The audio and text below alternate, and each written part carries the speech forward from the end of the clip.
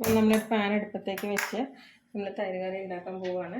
അതിനകത്തേക്ക് പാനിലേക്ക് നമ്മൾ വെളിച്ചെണ്ണ ഒഴിച്ചു കൊടുക്കുകയാണ്. നമ്മളിതിനകത്തേക്ക് ഒരു 1/4 ടീസ്പൂണ് കടുക് ചേർത്ത് കൊടുക്കുകയാണ്. അതുവരെ വെയിറ്റ് ചെയ്യേണ്ടതാണ്. കറിവേപ്പില ഇഞ്ചി ചേർത്ത് കൊടുക്കുകയാണ്.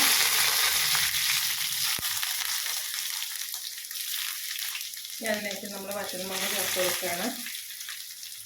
അതിനകത്തേക്ക് നമ്മൾ പച്ചമുളക് ചേർത്ത് കൊടുക്കുകയാണ്. അതിലേക്ക് നമ്മൾ ഉള്ളി ചേർത്ത് കൊടുക്കുകയാണ്.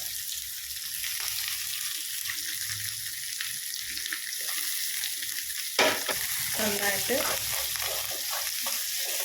ഇളക്കി കുറച്ച് മൂക്കുന്നത് വരെ വെയിറ്റ് ചെയ്യേണ്ടതാണ്.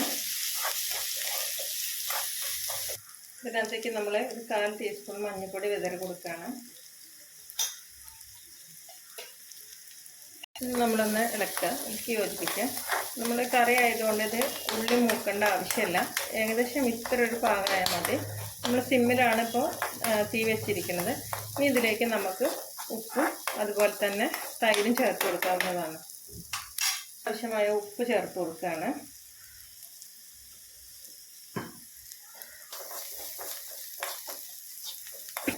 തൈര് ചേർത്ത് കൊടുക്കുക. തൈര് ചേർത്ത് കൊടുക്കാൻ തുടങ്ങുമ്പോൾ നമ്മളിത് സിമ്മിൽ നിന്ന് ഓഫ് ചെയ്യേണ്ടതാണ്.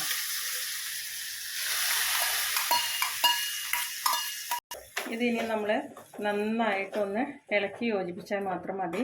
ഒരിക്കലും ഇനി ചൂടാക്കാൻ പാടില്ല. കാരണം ഈ ചട്ടിയുടെ ചൂടും ഈ വറുത്തിട്ടയുടെ ചൂടും കൂടെ ആയിട്ട് ഇത് നമ്മൾ നന്നായിട്ട് ഇതിൽ തന്നെ കിടന്ന് ചൂടാവും. അതുകൊണ്ട് ഇനി നമ്മൾ ഒരു കാരണവശാലും തീ ഓൺ ചെയ്യാൻ പാടുള്ളതല്ല. ഒരു 2 സെക്കൻഡ് നമ്മൾ അടുപ്പിൻ്റെ മേൽ തന്നെ വെക്കുക. അതിനുശേഷം നമുക്കിത് എന്ത് ചെയ്യാൻ പറ്റും, ഇത് കറി ആയിക്കിട്ട് നമ്മളിത് നന്നായിട്ട് യോജിപ്പിക്കേണ്ടതാണ്. കട്ട അടയ്ക്കൊന്നും വേണ്ട, തൈരായിട്ട് തന്നെ വേണം. അതുകൊണ്ട് നമുക്ക് എങ്ങനെയാണോ കിട്ടുന്ന തൈര് അതുപോലെ തന്നെ വെച്ചാൽ മതി. നമ്മൾ കട്ട അടയ്ക്കേണ്ട ആവശ്യമൊന്നുമില്ല. ഇതുണ്ടോ, ഇതുപോലെ തരിതരിയായിട്ടുള്ള തൈര്, കട്ട തൈരായിട്ട് തന്നെ നമുക്ക് യൂസ് ചെയ്യാം. പക്ഷേ ഈ മഴക്കാലത്തൊക്കെ നമുക്ക് ഏറ്റവും നല്ലതാണ്. തൈര് കഴിക്കാൻ ആഗ്രഹമുള്ളവർക്കൊക്കെ ജലദോഷം വരുമ്പോൾ അങ്ങനത്തെ ബുദ്ധിമുട്ടുകളൊന്നും ഉണ്ടാവില്ല. തൈരിൻ്റെ അതേ സ്വാദം ഉണ്ടാവും. എല്ലാവരും ഒന്ന് ട്രൈ ചെയ്ത് നോക്കാം. ആദ്യമായി ഞങ്ങളെ വീഡിയോ കാണുന്നതെങ്കിൽ സബ്സ്ക്രൈബ് ചെയ്യുക, ഇഷ്ടപ്പെട്ട ഷെയർ ചെയ്യുക. അപ്പം നമ്മളുടെ തൈര് കറി റെഡി ആയിരിക്കണം. എന്നാൽ ലാസ്റ്റ് സ്റ്റെപ്പായിട്ട് നമ്മളിന്ന് അടിച്ച് വെച്ചിരിക്കുന്ന മല്ലിയില ഇതിനകത്തേക്ക് ചേർത്ത് കൊടുക്കുക. ഇഷ്ടമായാൽ എല്ലാവരും ഷെയർ ചെയ്യുക, ലൈക്ക് ചെയ്യുക.